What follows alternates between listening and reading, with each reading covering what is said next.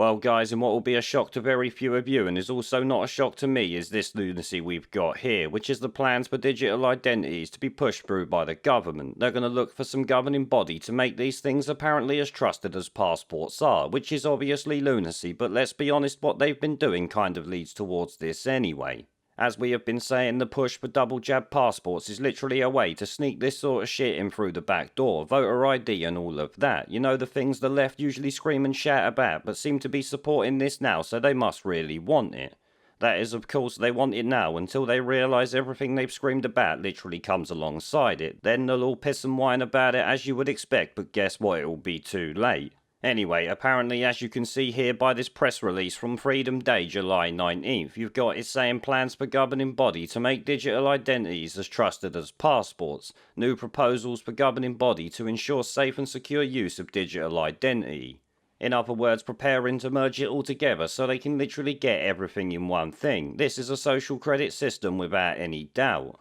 It says plans to boost legal status of digital identities to make them as widely recognised as driver's licence and bank statements, easily recognised trust marks to be issued for digital identity products to build public confidence. Now, I will say a few years ago I actually had no problems with digital ID and things like that, especially not voter ID to ensure the integrity of elections. But given all that's happened in the past couple of years and the fact the government are trying to use vaccine passports and things like this in nefarious ways, if you ask me, this cannot be allowed, and is why I am now dead set against it, literally with every fibre of my being. At the end of the day, a government as untrustworthy as this one, and let's be honest, political parties on both sides as untrustworthy as they are, I could never support anything that these tosspots are pushing through that allows them control over people's data more than they already have.